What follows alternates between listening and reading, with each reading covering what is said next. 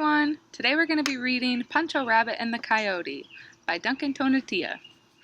One spring the rains did not come and the crops did not grow, so Papa Rabbit, Señor Rooster, Señor Ram, and other animals from the rancho set out north to find work in the great carrot and lettuce fields. There they could earn money for their families.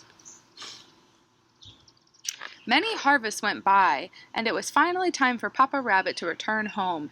His family was preparing a big fiesta. Everyone on the rancho was excited to see him, especially Pancho Rabbit, his eldest son. I heard Mama telling Señora Duck that Papa saved enough money in El Norte so that he won't ever have to leave us again, Pancho told his brothers and sisters. They were helping Mama cook Papa his favorite meal, mole, rice and beans, a heap of warm tortillas, and a jug full of fresh aguamiel. The musicians arrived and began to tune their instruments, while Pancho and his sister hung papel picado to decorate the patio. The rabbit and his friends from the rancho began to arrive. They listened to the música, they ate some mole, and they waited and waited, but Papa Rabbit did not appear. He must have had a late start, said Mama Rabbit. Maybe the weather was bad and he had to find shelter, said Pancho's youngest sister. They waited some more, but still Papa Rabbit was not to be seen. When it was dark, the musicians and the guests said their goodbyes and headed home. Your papa will certainly arrive by morning, Señora Duck told Pancho and his family. After waiting and worrying long into the night, the rabbit family finally went to bed, except for Pancho. I have to find my father, he thought. He packed Papa's favorite meal, mole, rice and beans, and still warm tortillas, and a jug full of fresh aguamiel. He placed it in a mochila to carry on his back and headed out. Pancho followed the stores up north. After walking a while, he met a coyote. Good evening, little rabbit. Where are you going? Good evening, Señor Coyote. I'm going north to meet my papa, who has been working in the carrot and lettuce fields, replied Pancho. It'll take you days and days to get there on this trail, replied the coyote. I can show you a shortcut. That is, if you give me the sweet and spicy mole you have. I smelled it a mile away. Pancho did not wish to give his father's mole away, but he missed him terribly.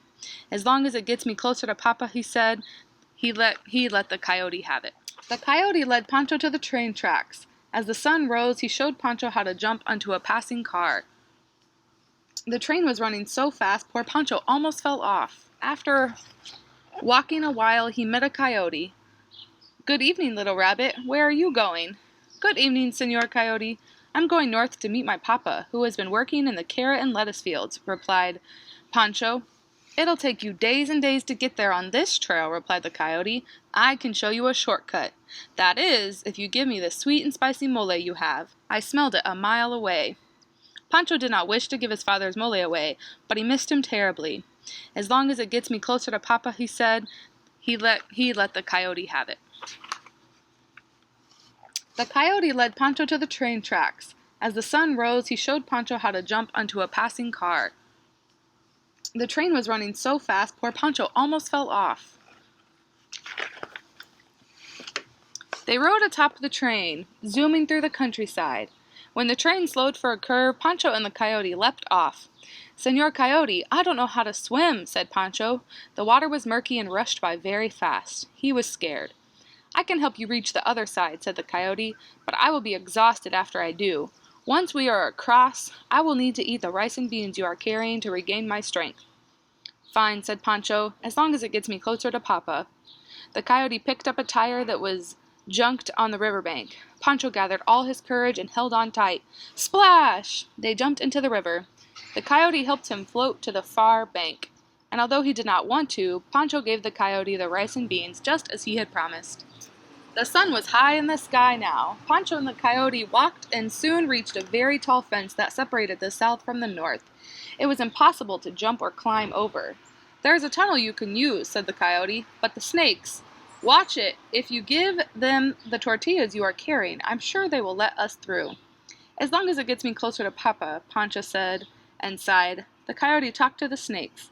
They agreed to let them pass, but demanded every single one of Pancho's tortillas. Pancho and the coyote entered the tunnel. It was dark and narrow and very long.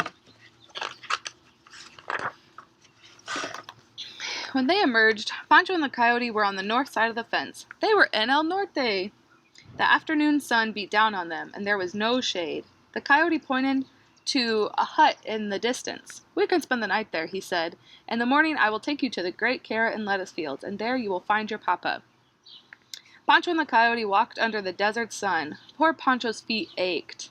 "Give me some of that aguamiel you have," said Little Rabbit, said the coyote. "I feel dizzy, and if I don't drink something, I will collapse and we will never get there." Pancho gave the coyote some aguamiel. The sand and air were scorching hot, and Pancho felt dizzy. He was very thirsty, and in the dark, "As long as it gets me closer to Papa," repeated Pancho to himself in a daze. When Pancho and the coyote reached the hut, it was dark. The coyote built a small fire for light and warmth, because at night the desert is freezing cold. "I am so hungry after all that walking," said the coyote. "Do you have any more mole, Little Rabbit?" "No, Señor Coyote, you ate it all." "Any more rice and beans?" "No, Señor Coyote, you ate them all." "Any more tortillas?" "No, Señor Coyote, the snakes ate them all. There is nothing left, not even a drop of aguamiel."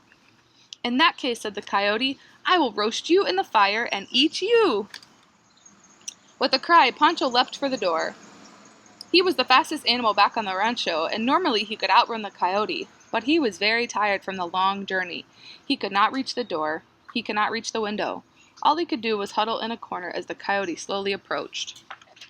Suddenly, the door was thrown open.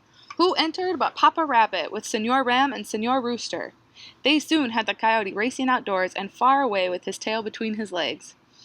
"Panchito mijo!" said Papa Rabbit, and he gave Pancho a hug. "I thought I would never see you again." "A gang of crows attacked us," said Señor Rooster. "They took all the money and gifts we were bringing back to our families, and left us stranded in the desert." "We heard your cries for help," said Señor Ram. "Your papa recognized your voice. We ran to you as fast as we could." "Papa," said Pancho, "I am so happy to find you, and I know the way home." So Pancho led Señor Rabbit, Señor Rooster, and Señor Ram home. When they arrived, there was a big fiesta. There was mole, rice and beans, warm tortillas, fresh aguamiel, and música for everyone on the rancho. Pancho told his brother and sister about all the dangers he and Papa had faced. "Please don't leave us again," said the rabbit children. "We were so worried for you." "I don't want to leave you," said Papa Rabbit, "but the crows took all our money. If it doesn't rain enough again this year, and if there is no food or work here on the rancho, what else am I supposed to do? I will have to leave again."